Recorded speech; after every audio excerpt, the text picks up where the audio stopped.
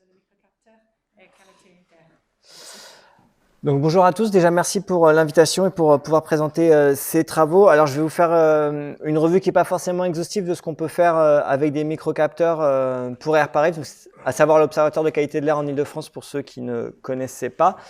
Rapidement, un rappel de comment on fait pour surveiller la qualité de l'air et ensuite informer. On s'appuie sur 4 outils qui sont complémentaires. Le premier, c'est l'outil historique et primordial et qui, quelque part, est le plus connu, le fameux réseau de mesure de stations fixes. Donc, il y en a environ 70 en Ile-de-France. Après, il y a un autre outil qui est très, très complémentaire, qui nous permet à la fois de faire de la cartographie, donc d'avoir une certaine exhaustivité spatiale, c'est la modélisation. Donc, actuellement, en Ile-de-France, on est capable de générer une information en temps réel, heure par heure, à peu près 10 mètres de résolution sur Paris, 25 mètres sur les départements de petite couronne et 50 mètres en grande couronne. Et donc ça en prenant en compte l'ensemble des sources. Et cet outil-là, il est aussi très important dans le dispositif de surveillance parce que c'est ce qui va nous permettre de faire ce qu'on appelle de la scénarisation, c'est-à-dire aussi d'aider les décideurs à connaître l'impact de leurs actions sur la qualité de l'air, notamment quand on parle d'interdiction du diesel ou quand on parle de mise en place de circulation différenciée. C'est avec ce type d'outil-là qu'on est capable de leur donner une information sur l'impact de ces actions. Le troisième outil, c'est les campagnes de mesure. C'est ce qui va nous permettre de faire un zoom autour de zones plus ou moins problématiques. C'est ce qui va aussi nous permettre de nous assurer que nos outils de cartographie qui coupent modélisation et réseau de mesure fixe sont pertinents et justes. C'est ce qui va nous permettre aussi de nous intéresser à des polluants qui ne sont pas encore forcément réglementés comme les dioxines bromés, chlorés, les pesticides et j'en passe. Et c'est ce qui nous permet aussi de tester des appareils pour à terme les intégrer dans le dispositif de surveillance. Et il y a un quatrième volet qui est de plus en plus important, qui prend de plus en plus de poids dans ce qu'on fait. C'est vous, c'est-à-dire le capteur humain. Alors, l'une des applications les plus simples, mais je crois qu'il y a des travaux qui vous seront présentés juste après par ma collègue Céline Léger de Normandie, c'est notamment sur les questions d'odeur. Et où là, juste avec un nez et une application smartphone, on peut déjà avoir du ressenti et faire déjà des retours. Et après faire des cartes d'odeur, etc., etc. Donc c'est des choses qu'on déploie et c'est des choses qu'on commence à déployer aussi sur l'aide de microcapteurs, plus dans une vision de sensibilisation. Alors, pour en revenir sur les microcapteurs, on en parle beaucoup actuellement, par contre c'est pas un sujet nouveau. À 15 ans, AirParif, ça fait 15 ans qu'on travaille sur cette question-là à travers une veille active. On a déjà testé des centaines de choses. Donc ça a commencé dans les années 2000 avec un truc qu'on appelait la montre verte qui était capable de mesurer le pouvoir photo-oxydant de l'air. On a vu ces dernières années un gros boom des travaux sur les microcapteurs, notamment liés au monde de la recherche. On a vu aussi un intérêt de plus en plus fort côté collectivité. Il y a différents projets, il y en a certains qui ont été évoqués hier matin dans les collectivités franciliennes. Voilà, et il y a un intérêt dans les médias de plus en plus fort. Je crois que depuis le début de l'année, on doit être à une petite dizaine d'articles sur les microcapteurs qualité de l'air dans la presse. Donc on voit aussi que ça monte de plus en plus. Côté AirParif, ça nous intéresse pour pouvoir travailler, ça nous intéresse pour aussi finalement optimiser les coûts de la surveillance, parce que si demain une station de mesure fixe, ça coûte au mieux 80 000 € en investissement, si demain on a un truc qui est capable de faire la même chose et qu'en coûte 5 000 ou 10 000, on sera les premiers contents à pouvoir changer. Donc on a toujours été dans cette approche-là à essayer de trouver le capteur idéal qui fait tout. Qui est pas cher, juste, léger, qu'on peut bouger dans tous les sens, qui est autonome, qui fait le café, etc., etc. Alors, s'il y en a qui ont trouvé, qui lèvent la main, nous pour le moment on n'a pas encore trouvé, et on a décidé de faire autrement dans notre recherche, c'est-à-dire au lieu de chercher un peu dans notre coin, de challenger aussi les fabricants et puis de pouvoir toujours bien relier entre ce que peut faire un capteur et le capteur en lui-même, c'est-à-dire entre les usages et les capteurs. Parce que finalement, la question aussi, c'est qu'est-ce qu'on veut en faire? Est-ce qu'on veut que ça remplace une station de mesure fixe d'AirParif? Est-ce qu'on veut que ça permette de faire des balades citoyennes et de sensibiliser les gens à la qualité de l'air à l'extérieur, chez eux, etc., etc. Ou par exemple, de mieux gouverner, de mieux piloter la qualité de l'air dans un bâtiment. Donc, on a essayé de faire ça et ça, on l'a fait à travers un challenge. Peut-être que certains d'entre vous en ont déjà entendu parler. Donc, on a lancé en 2018 un challenge microcapteur.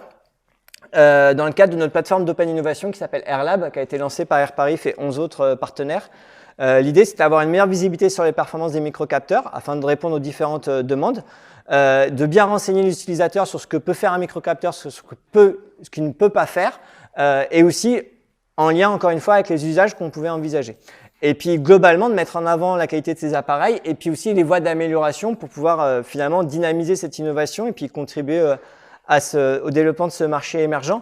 Il y a lundi dernier, il y a un 1er avril, il y a un rapport américain qui est sorti. Alors, je pense que c'est pas un poisson d'avril, hein, mais il évaluait en 2023 le marché des capteurs de qualité de l'air à plusieurs dizaines de millions de dollars. Donc, c'est un truc qui est de plus en plus émergent et de plus en plus important derrière. Et en plus, il y a de l'expertise francilienne sur ce sujet, il y a de l'expertise française, et donc c'est aussi important de pouvoir montrer ce que les différentes PME, startups ou autres savent faire, mais en ayant une vision objective par rapport à ça et en reliant bien à chaque fois les usages. Donc, ce qu'on évalue dans le challenge, c'est un capteur dans sa globalité, ça veut dire qu'on n'évalue pas que les aspects métrologiques, mais aussi les autres aspects plutôt ergonomiques aussi. Et on a fait une évaluation collective, c'est-à-dire qu'on s'est associé à différents partenaires pour le faire.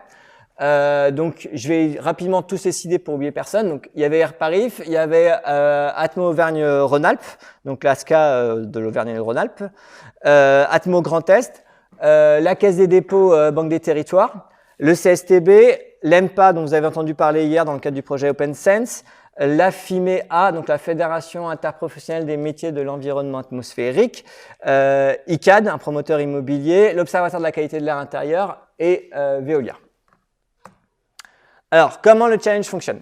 Donc, il a été lancé en juin 2018 et on a annoncé les résultats en novembre 2018. Pendant 3 semaines, vous avez eu les startups ou PME qui fabriquent des microcapteurs et qui les commercialisent pouvaient s'inscrire. Il suffisait de remplir un dossier d'inscription et d'accepter surtout le règlement du challenge qui notamment prévoyait que les résultats étaient publics après et que tout le monde de ce fait pouvait en avoir connaissance et pouvoir comparer les capteurs les uns avec les autres. Suite à ces inscriptions, il y a un jury qui s'est réuni pour sélectionner les capteurs et après on a fait des tests pendant 3 gros mois sur lesquels je vais revenir sur les différents paramètres qu'on a pu tester. En novembre, on a publié les résultats capteur par capteur, les résultats globaux aussi, et aussi on a gratifié 5 lauréats qui sont les capteurs qui s'en sortaient le mieux possible à travers une petite fête au Palais de Tokyo le 13 novembre. Alors, qu'est-ce qu'on évaluait? En moyenne, sur un capteur, on regardait 41 critères. En fait, ça pouvait dépendre en fonction du nombre de polluants qui étaient mesurés. Ces 41 critères, ils étaient réunis suivant 5 grandes familles. Donc l'exactitude, la pertinence des polluants, l'ergonomie, la portabilité du capteur et le coût du capteur. La plupart des critères étaient évalués. Il y a certains critères qui étaient déclaratifs. Typiquement, le coût, c'était le fabricant qui renseignait ces différents coûts, que ce soit des coûts d'achat, des coûts de location, des coûts d'accès à la donnée, etc., etc. Et on évaluait ces critères et après on les transformait d'une note de 0 à 10 pour pouvoir ensuite agréger l'ensemble de ces critères.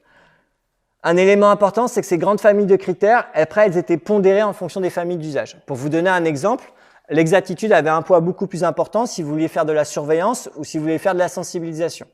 À l'inverse, l'ergonomie avait un poids plus important si vous voulez faire de la sensibilisation que de la surveillance. Et donc, les fabricants, quand ils s'inscrivaient, ils choisissaient une ou plusieurs catégories d'usage, qui allaient de la sensibilisation, de la surveillance, du pilotage, de l'air intérieur, de l'air extérieur, de la sensibilisation en mobilité, éventuellement pour instrumenter des véhicules aussi, ou alors pour faire vraiment de l'exposition personnelle à la pollution à des fins d'interprétation sanitaire. Ce que ça donnait en résultat, c'était ça, c'était que vous aviez une fiche par capteur. Alors, on a essayé de faire un petit peu, on l'a pas aussi bien fait, mais ce que faisait la Fnac Labo sur les appareils photo, c'est-à-dire que l'utilisateur pouvait avoir une idée synthétique du capteur en soi. Donc, vous retrouviez les résultats de l'évaluation, famille de critères par famille à partir sur la base de cette rose, qui était associé à un avis du jury qui avait analysé tous les résultats et qui avait rédigé de ce fait une petite note qui permettait encore plus de mettre en avant les capacités du capteur, voire les petits trucs qui pourraient être intéressants de mettre un peu plus en développement pour les années après. Et ce radar, il était même de nouveau agrégé en notes étoiles. qui était simplement la traduction de l'aire du radar, toujours pondérée en fonction des catégories d'usage pour les familles. Et si bien évidemment vous aviez des besoins très précis qui fait que finalement l'analyse qu'on avait fait par famille de critères vous convenait pas, il fallait retourner la page et regarder de l'autre côté où là vous aviez tous les résultats, c'est-à-dire la note globale d'exactitude, mais aussi sa description polluant par polluant mesurée par le capteur. Et comme à chaque fois on testait 3 capteurs identiques pour s'assurer que ça soit reproductible, vous aviez pour chaque polluant les 3 petits points, ce qui vous permettait de voir si vous aviez des résultats reproductibles en termes d'exactitude ou pas. Et vous aviez après tous les résultats pour les 13 paramètres qui étaient définis, les 13 critères qui formaient l'ergonomie, les résultats pour la pertinence des polluants suivis, pour la portabilité et pour le coût ensuite. Donc voilà sur les résultats. Alors comment on faisait les tests? Les attitudes, c'est entre guillemets le plus simple, puisqu'en fait, on prend des microcapteurs et on les compare à des analyseurs de référence. Donc ça pendant 3 mois, que ça soit en mobile, donc sur des véhicules ou avec des tricycles, que ça soit sur des stations de mesure fixes ou que ça soit en air intérieur. Alors, tout ce qui est mobile, air extérieur, c'est pas compliqué, la pollution, il y en a, donc il n'y avait pas forcément de source à gérer. En air intérieur, on a exposé les capteurs à la cigarette, à la vaporette, aux produits d'entretien, à la présence humaine, dont des ministres qui sont venus visiter le challenge lors de la Journée nationale de la qualité de l'air. Donc voilà, donc on a mis tout ça dans une salle et ça nous a permis de récupérer pas mal de données. Sachant que derrière le challenge, pour vous donner une idée, il y a 53 millions de données qui ont été traitées. Et c'est un travail important parce que d'ailleurs il a fallu mettre en place tous les systèmes parce qu'on a testé 29 microcapteurs et chaque microcapteur a sa façon de communiquer, chaque microcapteur a son format de données, chaque microcapteur a son neurodatage, il n'y a rien de commun là-dedans. Donc il y a déjà eu tout un travail de consolidation de base, d'agrégation de flux pour pouvoir après comparer les données les unes aux autres. Sur l'ergonomie, on s'intéresse à comment on récupère les données, comment on les visualise, quel pas de temps, est-ce qu'il existe des systèmes d'alarme, est-ce que les données sont interopérables, est-ce que le capteur fait du bruit ou pas, etc., etc. Et puis on a fait le test ultime, qui est peut-être le plus intéressant, qui est de donner le capteur à quelqu'un et puis de dire tu te débrouilles et tu reviens et tu nous donnes une note de 1 à 10 sur ton rapport au capteur et sur ton usage au capteur. Alors quand c'était des capteurs qui étaient destinés à faire de la surveillance, c'était plutôt des techniciens d'AirParif qui s'en occupaient. Quand c'était des capteurs destinés à faire de la sensibilisation, c'était du personnel administratif qui n'avait pas de compétences techniques particulières et qui pouvait prendre ça comme un objet connecté quelconque qu'ils avaient pu acheter. Voilà, la pertinence des polluants, ça nous permettait de distinguer notamment quand on est en sensibilisation, typiquement, on se dit bah voilà, c'est bien de mesurer au moins un polluant intéressant, mais vous n'êtes pas forcément obligé de mesurer tous les polluants de la qualité de l'air intérieur ou tous les polluants de la qualité de l'air extérieur. Alors qu'à l'inverse, quand on était en surveillance, on demandait à ce que le capteur fasse au moins le tour de tous les polluants problématiques et réglementés pour faire de la surveillance. La portabilité, c'est assez simple, c'est le croisement autonomie, masse, volume. Et le coût, bah, on a comparé les différents coûts qu'on a pu voir dans tous les travaux de veille et de biblio qu'on a fait, sachant que la plus mauvaise note, c'était grosso modo, ça vaut le prix d'un analyseur de référence, et la meilleure note, on était en dessous 200 €. Alors, les enseignements généraux, c'est déjà que les microcapteurs, ils ont globalement plutôt une bonne ergonomie, c'est généralement pour ça qu'ils sont faits aussi. En termes d'exactitude, c'est un petit peu plus compliqué. On a des polluants sur lesquels ça marche très bien, notamment sur le CO2 en qualité de l'air intérieur. On a d'autres polluants où c'est un peu plus compliqué, je pense au PM et au NO2, où il y en a certains qui arrivent, la plupart ont plus de mal. Après, encore une fois, ça dépend ce qu'on veut en faire. Et après, il y a d'autres polluants où là, c'est vraiment très compliqué. Je pense notamment au COV en air intérieur. Un des éléments qui nous a le plus surpris, c'est que ce qu'on appelle des capteurs low cost ne le sont pas tous. On a des capteurs qui coûtent en coûts globaux plus de 17 000 €.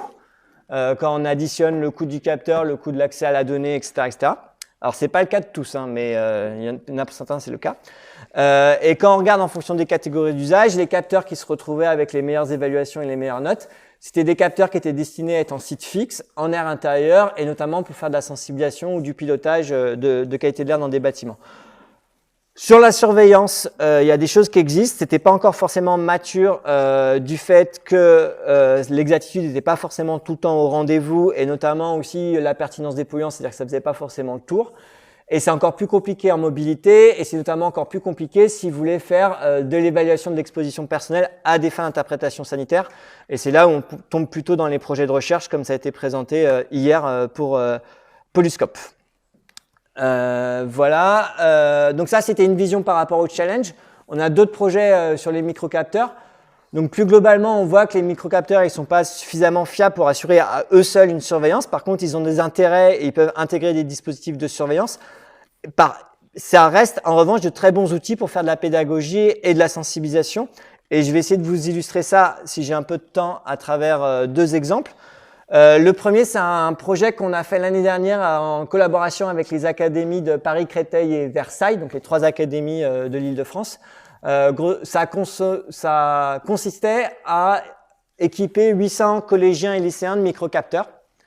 Alors pas tous en même temps, les capteurs tournaient, en les accompagnant, les équipes pédagogiques qui travaillaient avec eux pour pouvoir finalement les sensibiliser à la qualité de l'air. Et c'était fait dans le cadre de ce qu'on appelle les EDD, je ne sais pas si vous connaissez, c'est l'éducation au développement durable. Chaque année, il y a des projets EDD et donc l'année dernière, c'était sur la qualité de l'air.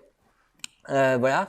Donc l'objectif, c'était pour qu'ils puissent déjà mieux connaître la qualité de l'air qui les entourait, donc sur leur territoire, qu'ils puissent aussi approcher des notions de métrologie en utilisant des capteurs, de les sensibiliser aussi à ce qui se passait dans leurs établissements, et puis de les impliquer derrière. Alors sur la mesure, c'est très intéressant parce qu'ils pouvaient réaliser leurs mesures eux-mêmes une fois qu'on les avait formés avec les professeurs aux capteurs, prendre conscience des niveaux de pollution, prendre conscience des sources, mais aussi développer un regard critique par rapport aux données, par rapport aux incertitudes. Et ça, c'est aussi important pour le corps pédagogique parce que, il y a beaucoup de choses qui circulent actuellement et que, à travers ce type d'expérimentation, les élèves puissent développer leur analyse critique. C'est quelque chose qui les intéresse fortement.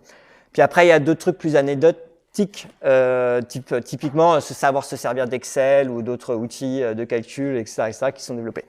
Voilà, donc ils ont pu faire tout ça, ils ont eu la chance de le soutenir en plus à l'UNESCO, de le présenter en avril dernier à l'UNESCO, et ils ont réalisé des kits pédagogiques qui maintenant peuvent servir à différentes classes pour pouvoir renouveler les expériences. Et en 1 minute, je vais vous présenter ce qu'on fait aussi dans le 20e. Donc là, c'est un projet qui a été lancé en début d'année, en lien avec le budget participatif, donc en lien avec la ville, les conseils de quartier et puis Air Citizen. Donc il y a une dizaine de ce qu'on appelle de mini-stations, donc c'est des microcapteurs fixes un peu plus importants qui sont implantés dans l'arrondissement. Ça a été fait avec la participation des habitants sur le choix des lieux. Et puis il y a des balades faites avec les participants et les volontaires et en lien avec Air Citizen. Il y a aussi différents endroits où il y a des écrans d'information sur la qualité de l'air dans l'arrondissement pour que les gens puissent se renseigner, connaître les niveaux, connaître le projet aussi. Et puis le projet, il est encadré par une équipe de sociologues dirigée par Xavier Bribois pour voir aussi comment finalement les gens appréhendent ces données, appréhendent l'usage des capteurs. Quelle est la durée d'engagement? Est-ce qu'on a des différences de compréhension entre les personnes qui ont des capteurs, les personnes qui n'ont pas des capteurs, les personnes à qui on délivre une information personnalisée sur la qualité de l'air mais sans capteur, etc. Donc tout ça, c'est en cours de construction et de déploiement et d'analyse aussi. Ça se base notamment sur les balades citoyennes faites par Air Citizen et on utilise aussi leur carnet d'observation dans le cadre de l'étude de perception. Et mon dernier transparence, c'est juste une vision plus globale pour vous montrer comment progressivement finalement on intègre ces informations issues des sciences participatives, issues des capteurs dans le dispositif de surveillance. La multiplication des données de qualité de l'air, faut le voir comme une véritable opportunité en tant qu'ASCA. Après, on a des enjeux de qualification des capteurs, on a des enjeux de qualification des données et on a des enjeux d'agrégation. Donc, il faut voir comment on rassemble tout ça. C'est vraiment gagnant-gagnant parce que le but du jeu après, c'est de pouvoir retourner à tout le monde l'information la plus fiable possible dans l'intérêt collectif.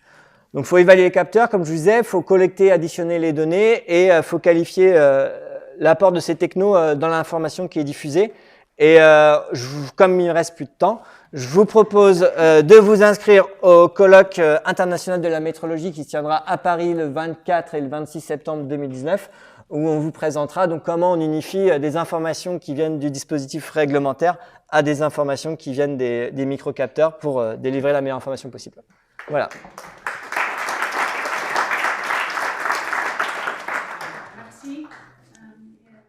Oui, j'ai juste une question à propos de l'enjeu, comme vous disiez, pour la partie exactitude, c'est moins évident. Et donc, quel est votre ressenti ou comment vous voyez finalement l'utilisation de ce type de microcapteurs ou de certains d'entre eux dans le cadre de réseaux, j'ai envie de dire, de référence dans des villes? En fait, je suis passé rapidement. Déjà, le capteur en lui-même, il est pour le moment pas capable de délivrer une information seule qui répond aux standards et aux incertitudes demandées dans le cadre de la surveillance réglementaire. En revanche, faut pas forcément réfléchir juste capteur par capteur. Déjà, tout ce qui est correction statistique, sans utiliser les grands mots, intelligence artificielle, etc., permet de faire des corrections. Et surtout, il y a de plus en plus de méthodes qui se développent pour pouvoir coupler l'information qui vient du réseau réglementaire, l'information qui vient de la modélisation et l'information qui vient du microcapteur pour pouvoir quelque part upgrader l'info microcapteur. Donc l'enjeu technique, il est là, il est de pouvoir additionner tout ça. Après, d'un point de vue purement métrologique et sur l'exactitude, il y a des différences entre polluants. Il y en a qui pour le moment arrivent à faire des capteurs de NO2 qui s'en sortent pas trop mal, en site fixe en tout cas, en mobilité c'est un petit peu plus compliqué encore. En PM c'est un peu plus complexe et c'est un peu plus complexe en fonction de où vous le mettez aussi. Plus vous allez être proche d'une source, notamment trafic routier, plus vous allez avoir de difficultés à bien caractériser les particules. Alors, je ne vais pas rentrer dans les détails, mais c'est lié au fait que les technos qui sont associés, après, il y a des gaps technos qui sont attendus dans les prochaines années, mais les technos qui sont associés à ces microcapteurs ont réellement du mal à voir toutes les particules qui sont en dessous de 800 nanomètres et ils sont clairement aveugles en dessous de 400. Et comme la combustion essence-diesel, on tourne autour de 80-120, plus on est proche de la source, plus les particules sont petites et il a du mal à les voir et il faut attendre qu'on s'y éloigne pour que les particules s'accumulent, grossissent et que le capteur puisse les voir. Donc voilà, donc c'est toutes ces choses-là, il y a moyen de les corriger. Par contre, ça demande vraiment d'intégrer ces outils dans un dispositif plus large et pas de réfléchir juste capteur par capteur et